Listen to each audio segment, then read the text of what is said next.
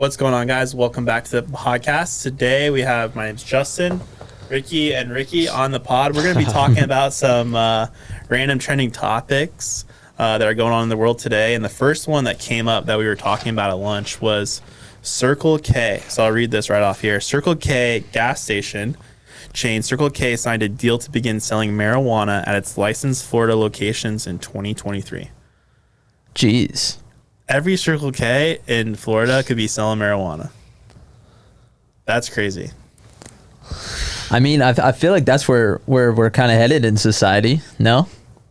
Yeah, but all the regulations out here in like the West Coast and stuff like that, like you can't even, like the bidding to get a marijuana license to grow and distribute, don't you think that would like make it so much more popular? All those other people who have been crushing it in the marijuana game are going to be, choked out? Maybe. I just kind of feel like when it first became legal, it was one of those things like dispensaries were in like back alleyways. You couldn't even really find them.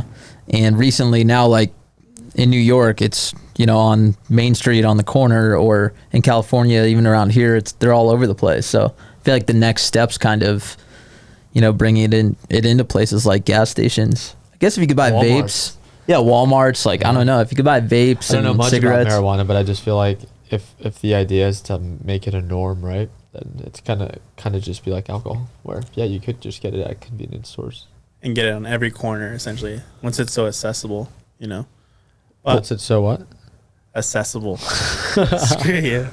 Well, I guess, even with alcohol, in some states, you can just buy it in, like in Arizona, you could go into gas stations, pick up beer. And in Utah, you cannot. Right. Some states, they only have like ABC stores. Like in North Carolina, they only have like specific stores that you could buy liquor at. And there's a big difference from beer versus, actual hard liquor. Yeah. Like in New Jersey, you can't buy beer in gas stations. Yeah. Yeah, so that's how Tennessee was. I was there this past weekend, and you can't buy anything at the grocery store. Had to go to a specific liquor store for it. But now if it's like putting marijuana in a gas station, for example, that could be to any store, and then there isn't a very specific store to get it to. That changes like the whole buying process for anyone. Yeah, I don't know much about it at all, right? So I've parked outside. I think I've taken one of you guys to the Harvest marijuana place, but I've never actually been inside one.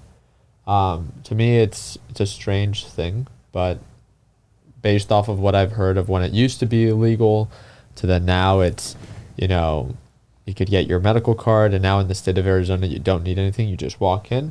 I just feel like it's common sense, where it just makes sense that, yeah, at some locations, especially with something like Circle K, that they already have so many different locations, it's kind of just like any other new product that is just going to be able to be brought to a much larger demographic of people, and or they have a lot more storefronts than I would say probably any other marijuana place, right? Yeah, probably. I mean, there's not dispensaries. What better state to try it out with than Florida, right? Yeah. If you're gonna full send a state, Circle K is gonna full send Florida. Yeah. All right, that's super funny. Switching gears here, we just had the Tesla earnings announcement about 10-15 minutes ago. They just missed earnings, and I'm interested to see what Elon has up his sleeve for the rest of the year, because his Twitter deal is coming up. There's a bunch of stuff. They just announced on Twitter that semis are going to start getting, deliveries here in December 2022. So that's crazy. What do you think is going to be, the big things that are going to happen with Tesla and Elon the rest of this year? I'm interested still in the robots. Yeah. I wonder, how's that play into Tesla's stock? To my understanding, based off of the last, he had a cyber roundup, which is pretty much like a shareholders meeting. And he said that obviously they have a big focus on all of their Tesla vehicles. It's unfortunate, but due to inflation, their Cybertruck is going to cost a little bit more. They talked about the announcement of finally they're going to start production of the semi-truck. So just like Justin said, it's expected to be delivered towards the end of December. But he says with all the data they've been collecting and now what they're building with this robot's called Optimus. And he believes that because of this robot and the demand that people do not know that they will have for this robot, that it's this Optimus robot that will take Tesla to becoming the most valuable company that's publicly traded in the world. And that's in comparison to, well, then asking the question, what is the most valuable company that's publicly traded? That would have been Apple. And it was the first company that ever surpassed a $3 trillion market cap. And then it quickly pulled on back. But if that's the case, it's kind of asking that question backwards of like, okay, well, what's the current market cap of Tesla? And based off of recent events, Tesla went from, over $300 a share to nearly $200. So now its market cap is not even 1 trillion. So therefore, it's pretty safe to say that if you believe in Elon, and if you believe in his foreshadowing, even though sometimes he is a little late to it, that means that based off of where we currently have, let me double check right now, it should be pretty simple, but based off of Tesla's current valuation, its market cap is closer to $500 billion based off of this recent pullback. So market cap is at nearly 700 billion. So that means to take it to the most valuable company, it could pretty much do 4 times to 5 times of what it's worth right now. And therefore at 222, that's even after its stock split. So that means that Tesla, even after its stock split, I talked about this in one of my videos where hopefully one day it could be worth around $1,000 per share again, which would get it really close to that $3 trillion market cap. But the idea of what he has with Optimus is that all the type of either for he explained it in 2 different ways. For an individual or a household, for everyday people, he thinks that it can do everyday type of chores where, because with vehicles moving at such high rates of speed, they already have these Teslas, making so many different decisions within a very short period of time. How difficult is it to get a robot to identify everyday things up stairs and how to move up, right? How to carry something and being able to see and identify different objects, of being able to clean things up and or bring things to you, right? That's what we were talking about on the podcast. It's almost like having someone just do your dishes, the laundry, maintaining your yard, doing just like, think about all those household tasks. Yeah. If like you or your significant other doesn't have to do. I was even talking about the amount of money I probably spend $400 a month between landscaper, pool service, things like that. Yeah. So all of a sudden, $5,000 a year, let's say, if the robot only costs 20 grand, I mean, all of a sudden it sounds like a pretty good investment when you think about your day-to-day life and the amount of time you save. And I think that this is going to be very interesting because even if this robot now on the business side of things, right? Now, can this robot be like a robot that can do tasks that require some form of intellect? I mean, I don't know, right? But even for the day-to-day tasks, right? Even normal jobs, I explained this, where if it's a job that is pretty systematic, right now California just raised its minimum wage to $22 an hour.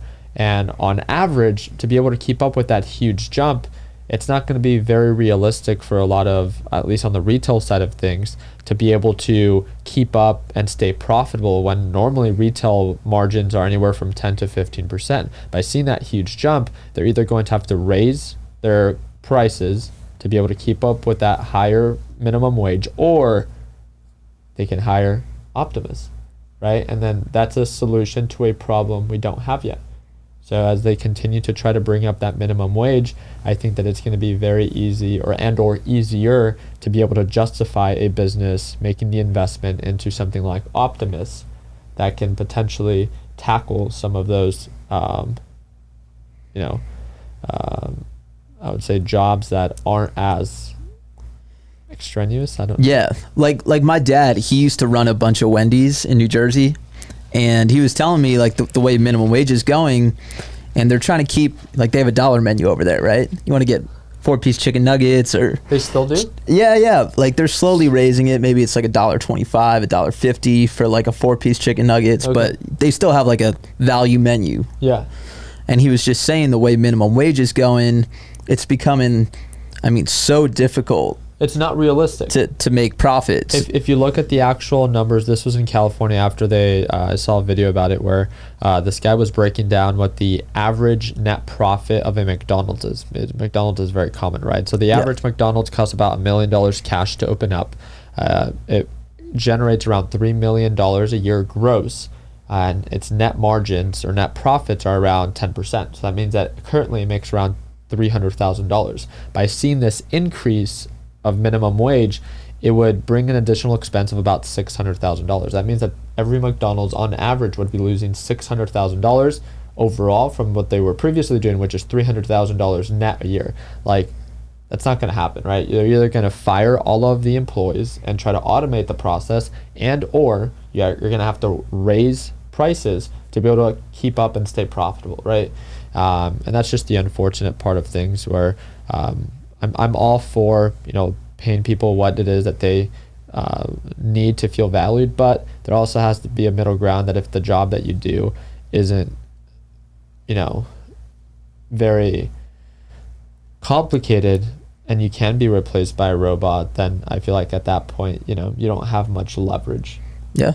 I mean, you're seeing it with cashiers for sure. I go to the store now. Yeah, with the whole cashiers. There's no cashiers anywhere. I haven't talked to a cashier at a grocery store in a year and a half. I just go through self-checkout. But I think that's a big thing that specifically Americans do extremely well, is we find solutions for stuff that allows us to not become more lazy, but allows us to do other tasks and do other things to become efficient. We're always chasing that efficiency with anything in the world. You got to think about what we went through like less than 100 years ago, the Industrial Revolution.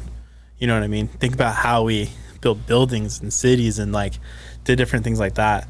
I think what Elon's been working on with Optimus, obviously he's been working on it for years. This isn't an overnight, we're building a robot. It's like there's been development with this for a really long time with all of his AI, which is literally incredible.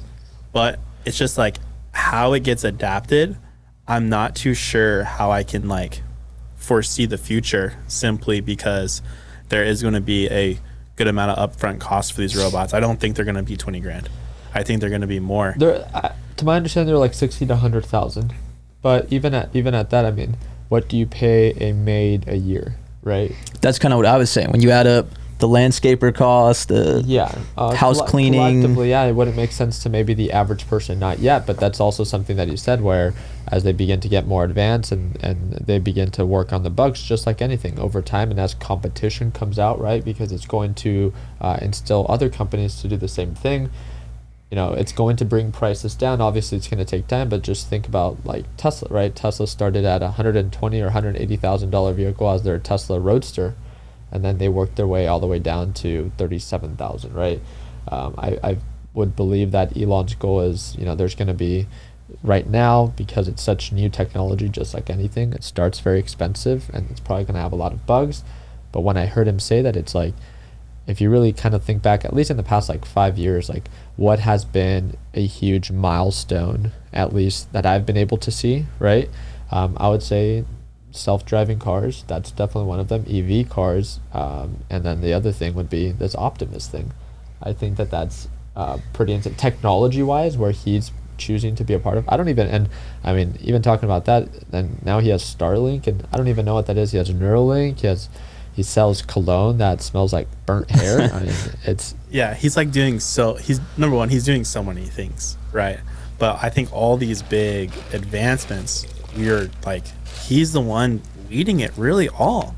All these other car manufacturers are always behind the curve, you know what I mean, to him and the AI. And I think the big difference is not necessarily the specific car itself, it's actually the AI behind the self-driving. It's the decision making. It's actual computer understanding, like, yes, I need to do this, or no, I need to do that, which I think is like the biggest advancement for sure.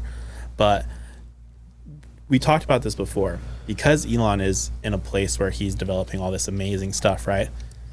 He's becoming one of the most important people in the world. If he's not already the wealthiest man, he's going to be the wealthiest man. Not on paper, in real life too. But what does that type of power do to someone in Elon's, realm? Well, this is what we were talking about, Rick, and I'd like to hear what you have to think, because obviously we know Justin's like the biggest Elon fanboy. Over here. Easy now. I'm not the biggest Elon fan, but I do like Elon for sure. But really, I'm not sure. I look at Elon and what he's doing. It seems like I'm not sure if I'm a fan of big, massive corporations and what it's going to do to the world, what it's currently doing, and what it's going to do in the future. I think like it's kind of destroying small businesses and kind of creating these monopolies. And I don't think Elon has bad intentions, but do you think everything that Elon's doing, do you think it's good for the world, bad for the world? I mean, first of all, I don't even know everything that he's doing, right? I'm also a big Elon fan, but I like more of like the why behind why he does things. Even with his whole EV thing, right?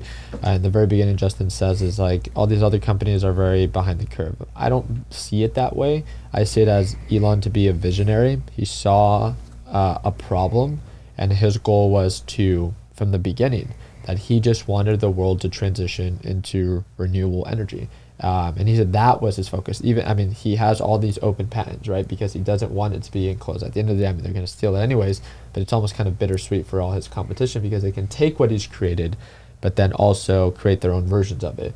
I think that he's just built enough demand, and he proved that there was enough demand that finally, you know, traditional manufacturers or car manufacturers have transitioned into this, where in the past 2 to 3 years we've seen the biggest shift, right? Elon and Tesla obviously own the biggest market space of that, of the EV side of things, but I think it's his intention, where it did start, in my opinion, with good intent, where his whole thing that he said in his cyber roundup was his goal from the very beginning was, even if he has other EV companies that end up becoming more successful, his whole goal was just to transition the space into that. And I think with what it is that he's doing, do I think that it's all with great intent? I mean, he's human. At least that's what we think, right? So you'd like to think so. I think he's going to make mistakes. It's never going to be something that we all agree with. And there are specific things that, at least what I've seen, and again, it's just, I mean, I see what everyone else sees, what he's doing with Twitter, and he's like, he wants to make it a free space, what he's doing with Starlink, and he wants to make it a free network to anyone who needs it, like the people in Ukraine. He's creating all these different things where it's really disrupting a lot of areas where I feel like traditionally someone that powerful wouldn't care enough to make it happen. When we think about Elon, we don't think necessarily as this like corporate CEO. We think about the like kind of Iron Man superhero type of individual, right? But even I feel like he's in some ways indirectly motivated other billionaires or very successful people to do very similar things like him. I recently heard about Mark Cuban starting that new type of medicine company where they pretty much disclose exactly how much they're going to make. They're going to make it super affordable for everyone, and it's an effort to really demonopolize all these pharmaceutical companies. And Mark Cuban started, and one of the things he said is like, normally when any company like this starts that has very little margin and gains a big market spaces, these companies end up getting acquired by much larger companies. He's like, what are you going to do? You can't buy me. Money means nothing to me. And then this is where we're seeing that shift, where he's providing that thing for Starlink in Ukraine. And obviously, you brought it up earlier, where what if Russia attacks us because of Elon? It's like becoming political now. I guess I don't think that's his intent. I mean, I don't think it's his intent either, but it's becoming political. But also, I think things start with good intentions, but then I think also like absolute power, absolute corrupts at the end of the day. So I just think if all of a sudden it's like he wants to own the internet, he wants to own all the cars, he wants to own all the manufacturing, the robots, put chips in our head. Like, I don't know if one person should have all that power. I don't think he has bad intentions, but I think sometimes he doesn't take a step back and be like, this is not a good idea for one person to have all this. I don't see it as not one person should have all that power, because we don't give it to him, right? It's, did he earn it?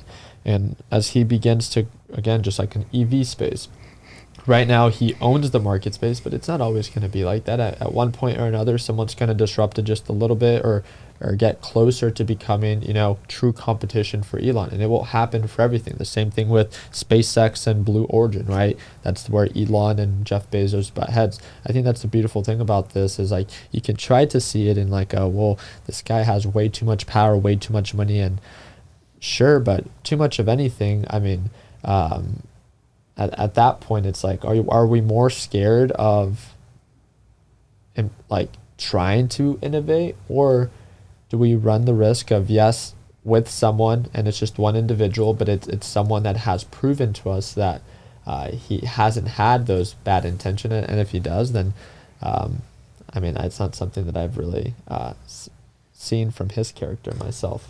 Yeah, I don't think so either. I think he's a good dude. Yeah. But it's just, Yeah, I don't know. I don't know. Sometimes I wonder if all this innovation is good for society, if getting rid of all these simplistic jobs, like not everyone's meant to be doing very complex work and use their minds like the way like we, you know, do businesses and stuff like that. There will always be negative takeaways in every form of development or innovation. If you think about the development of phone, you can say, and there could be millions of people that will stand behind of why phones should be banned or should have never been created. But at the end of the day, it was for the greater good, right? I can now call someone across the world and be able to communicate with them like I never have before. So it's for the greater good of things. And there is always going to be moments in our future where innovation sometimes does test us and or does tempt us, but at the end of the day, that is our job to try to continue to move forward. I would see it to be more prosperous life to continue to try to innovate versus someone that has the potential to but refuses to put in the effort, or chooses not to because they don't want the change. And I think there's been a lot of change from the way things were originally structured, because we talked about like the McDonald's job, and when we think about Optimus, we think about, you know, replacing easy jobs like fast food is a perfect example, because the fast food restaurant, the entire industry, gotta think when your dad's just started, he was hiring 15 to 18-year-old kids. You're paying them minimum wage. It's them to be able to learn the job space. They're able to learn, this is what I'm doing. And it's hard to hire good talent. It too. Is. That was the hardest part about his job. We talked about it the other week. You go to the fast food restaurant, dude, there's not teenagers working there. It's all literally like older people that have either, just need a safe balance, or recovering people, or whatever the case may be. It's transitioned so much that those people that, if you have a family, if you have a spouse and a kid, you physically are not going to be able to work the minimum wage job, even at the $22 an hour that it raised to. It's still not, you're not going to be able to support a family off just that wage in itself.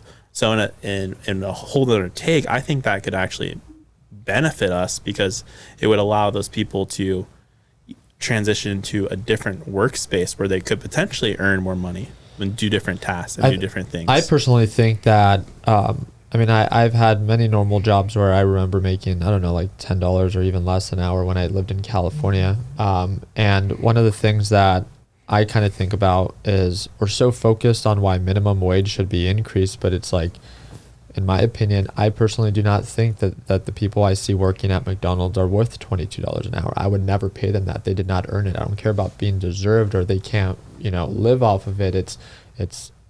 I wish we would think in a more forward thinking way, that it starts in the beginning, where I wish we focused a little bit more on the education of not just trying to focus on the dollar amount, but to encourage, our next generation. And it has to start very young, where we really focus on their future and not just focus so much on, I don't know, I don't have an exact word for it, but I just wish that there was more effort being put into assisting the next generation of our workforce, not to thinking that they deserve this low pay. I remember when I had this small job, it was great. It was what it was. I spent my time there, and it showed me what I was capable of, and it made me feel like I don't deserve more, but I know I'm worth more, so therefore I go seek something that will pay me more. And it encourages people to want more out of life versus feeling that they deserve more and or they should settle for this because they're going to be given this. I feel like that's a very backwards way of thinking, at least for myself. If you really want to see development and growth and innovation, I don't think it starts with paying people more for doing the same job that they already lack in. Yeah, I agree. I think it's 100%. generational too, because I can tell you, like, the people our age, there's a lot of people that feel that way and seek that. I'm worth more. I'm going to go, cultivate my talents. And then other people are like, I'm just going to do this job I want. But the generations coming up, we talked about this before as well, is like there's less work ethic. There's less like almost like less drive. And I think you fear that when it comes to innovation and things like that. I think that could be, people still have to develop strong work habits and desires and things like that. But if you eliminate a lot of these easy type jobs with robots and automation, I do think it also allows for more people to hone in on their passions. Exactly. And it forces them to think outside of the box. And that's, I think, where innovation does happen. Not just for maybe the select few, but more people will tap into that side of their brain instead of just doing these robotic tasks day in and day out. Well, yeah, I mean, I would think of like, I don't know what it breaks down to per year, but let's say at 22, you're making close to like, $35,000 a year. And let's say it's this not even young individual, but it's this person that was just okay with that. By us getting rid of those jobs and or saying that it's only worth that, and if they really feel like they are worth more, then maybe that can push someone, to go to school. And maybe if their huge passion was to be a school teacher because they just are amazing at becoming a school teacher. And then with that, it's like, it's not even so much about the money anymore. It's maybe they can make 35 still a year and or maybe a little bit more, right? 45, 50. But at the end of the day, at that point, it's actually a life worth living where you're not just living to work, but you're not just working to live, but you're living to work. I see what you're saying. But even if you go back in time too, and you think about it, like 100 years ago, 200 years ago, way more of the population was just doing this like hard manual labor work. They weren't innovating and doing their passions. I think looking ahead now, you got to think it's like almost on the opposite end of the spectrum, where maybe there's a future where we don't really have to work as much. Yeah, I feel like work is becoming less extraneous on your body, right? If that's what you mean by that. There's so much development in like manufacturing that, yes, there's a lot of machines nowadays and a lot of development where, Justin has a friend, right, that created something where it got rid of a bunch of different farmers because of how it can water a large acreage of a farm. And at that point, it's like, should that person be made to feel evil or bad for getting a bunch of farmers fired or field workers fired because he created, a machine or an instrument that can do the job of 100 farmers?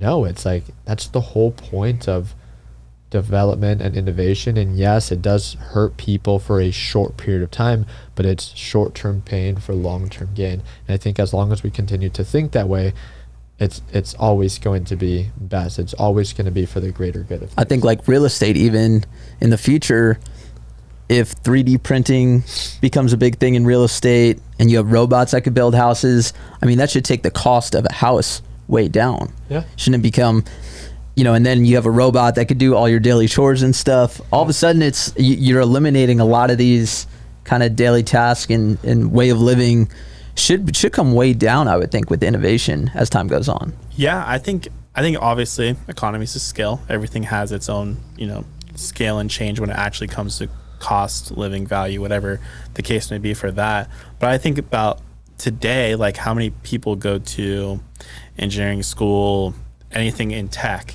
Think about how many jobs there are in tech that never existed before, just simply the internet. You know what I mean?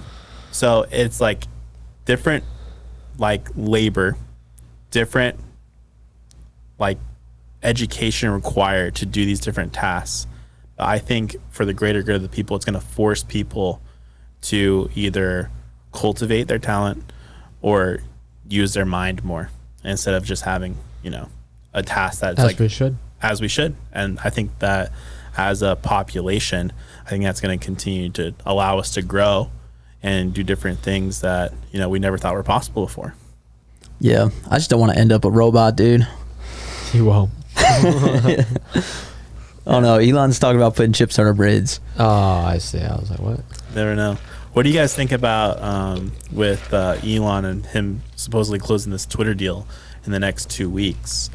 Obviously, there's been a lot of stuff in the media we've been seeing about... I think he needed some funds. That's why he sold burnt hair. Yeah, some political agendas being pushed through the media Obviously, one person who like kind of took over this media run this last year was Andrew Tate, and how he's been basically wiped off social media.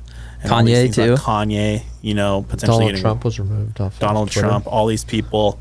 Like, what do you think that entails? These next, I don't think him buying Twitter has anything to do with or will do anything. I don't think it's a big enough platform, right? From what we've seen, but I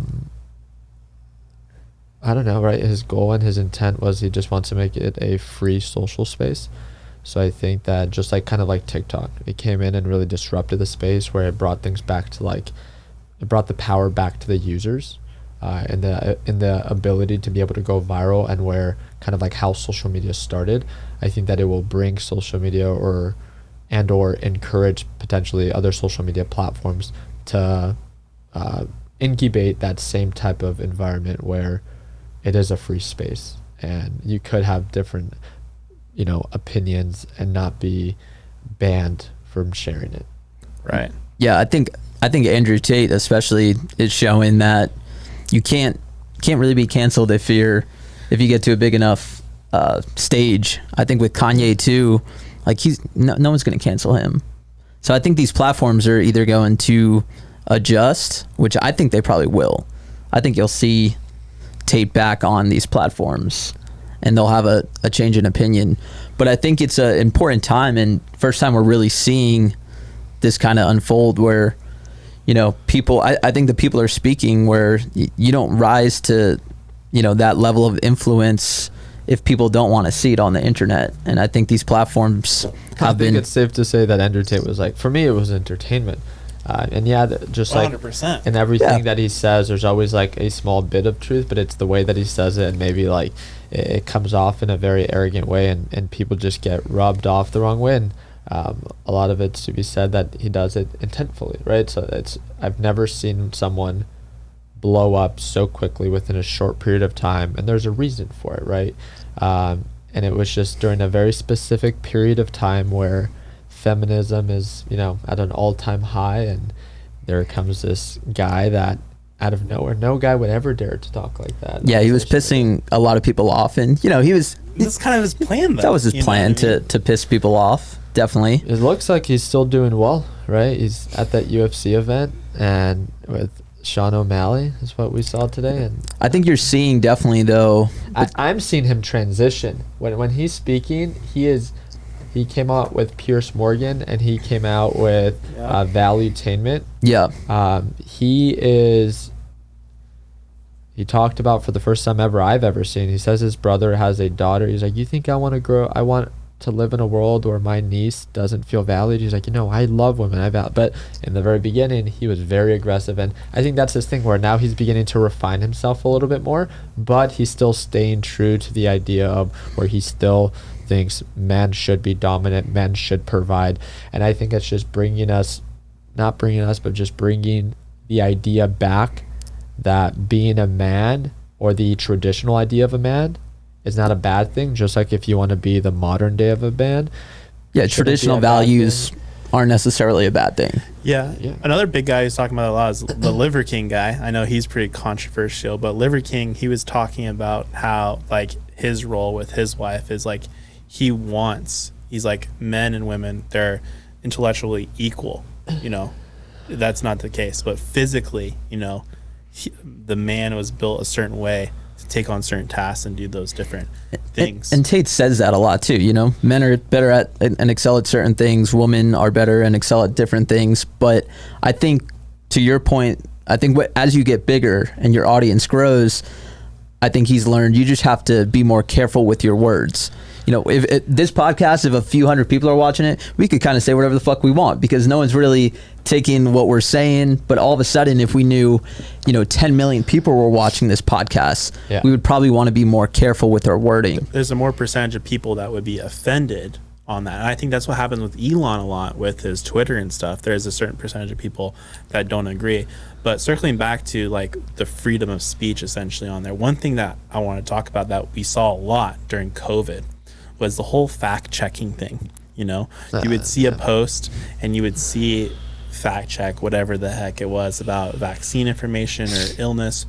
In the future, other things happen, big big world events happen and that happens again, do you think having someone like Elon in power of that freedom of speech platform will help inhibit that stuff from happening again, or no, it will just always happen? I think, yeah, I think someone like that would help. I think anyone who's not kind of these globalist elites, I think one thing you're seeing a lot of these people that get canceled, I think Andrew Tate didn't get canceled for talking shit about women or whatever. I think he got canceled for calling out the globalist elites about how he thinks the world is ran and how he thinks governments are scams. He kind of thinks, a few people run the world all the way at the top. The way he talked about COVID and he thought it was bullshit. I think same with Kanye. You're seeing a lot of what he's getting canceled for. People are saying it's because he hates Jewish people. I don't think that's the case. He's talking about, that's what they're saying out there. But I think exposing a lot of stuff too. Right. I think these guys that are exposing things, though, I think it's I think they're all super, like everyone right now is super loud, right? And it's just the world we live in. Like these people are just trying to say the next thing where like. And even sometimes we try when I do my car videos of like the 3 things I hate. I don't actually hate any of my supercars, but I do it because I know people right now are so soft. I think it's just like I don't care about the whole like the fact check. I can see why they originally can justify fact checking those type of things where there was a lot of misinformation being shared both on the Republican and the Democrat side of things. When it came down to the vaccine, it just always became such this like war of, no, I refuse to wear my mask. It's just, to me, it was just like, I didn't care enough to like fight someone over it. I just feel like we became so opinionated, yet so uninformed as a whole. There wasn't one side that was more right than the other. I mean, COVID still was what it was, and some people were okay with it, and at the end of the day, that's fine. I think it's always easier to look back and be like, you see, I told you that was fake and all that stuff, but there wasn't everything. Every aspect of it was not fake. I mean, there still were people dying from it, and I just feel like people are now blowing things out of proportion and or doing it intentionally, where I love the TikToks that I see of Karens and no, like, I'm not going to wear my mask. You're just a dummy to society. It's like, at one point or another, it's like, they're like, no, I just remember always saying of like, you're just conforming. You need to stand up. You need to say no. I'm just like, well, it's just the fucking piece of paper over my mouth, right? And I get it that for some people it's no, it's more for the principle. But it's also like, well, so is the law of, wearing your seatbelt. Right, it's not gonna guarantee you that you won't die, but it's just a form of protection. And at the end of the day, it's just something that they saw to be fit. And obviously, we can now look back and be like, yeah, I mean, it wasn't as effective as we thought, or it wasn't as dangerous as we thought. And I just think it's for both sides. Where I wish we could look back as a whole and be like, look, it was effective, but it wasn't, or it was bad, but it wasn't as bad as you guys were saying. But it still would have been somewhat useful to have worn the mask, and both sides need to respect that. But I just feel like we got so split. There's just a combination of things, dude, with the whole BLM thing, with the whole COVID thing, with the whole Democrat and the Republican thing, and now we have this Russia and Ukraine thing and China thing, and golly, they're definitely trying to, I think, but who do you think is trying to divide us? You guys talk about that all the time. Who do you what do you think? Global elites. I don't know. I don't know enough about that. I don't like to share an opinion about something that I don't know enough about. I don't have an opinion about something that I don't. Do you know. feel like though that all these different things are putting into place to try to divide societies? I don't know. My thing is I refuse to live my life based off of someone else's opinion, political party, or how they choose to label themselves. I do not care. I live my life, I mean, as to the best I can. I do what it is that I want to the best of my ability, and I surround myself with the people I want. That is all. I do not care about what other people are doing. I don't care enough about, I just don't. It's like, I have this one life, and if I died tomorrow, it's like, did I really consume my entire life becoming a keyboard warrior on Facebook to try to defend Trump or to try to defend Biden. It's like, why does my political party have to define me as a person? I can have my preferences just like anyone else and have my opinions, but it doesn't matter to me whichever president ends up being put in place or whoever is in power. My job is still to try to be the best person I can be in every aspect of life. And whoever's in power, yes, it might hinder some parts of my business or who it is that I am, but it won't hinder me as a whole. And if it does, then that just says a lot about you and your inability to overcome challenges, right? Yeah. I agree with you completely. I think there's too many people that are letting the whole division consume them versus being, just who you are as a person. If one party's elected, for example, gas prices go up, it costs gas more, but that doesn't change my, decision making of who I am as a person. But I think it's going to be interesting to see is these different social media platforms, because social media is obviously how big it is today, and the freedom of speech throughout that entire thing. It's going to be. Well, that's where I think there's no way for us to see how it's going to play out. You should, I think, let people have their opinions. Like, these are complicated issues. Like, they shouldn't be fact checking, saying this is the way you should be thinking. I think that was something that they've been struggling with the fact checking.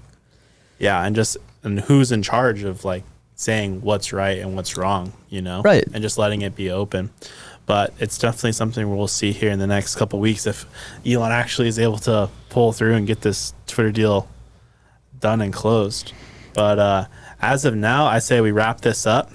We got a lot of work to do the rest of the day. So we will catch you guys on the next one.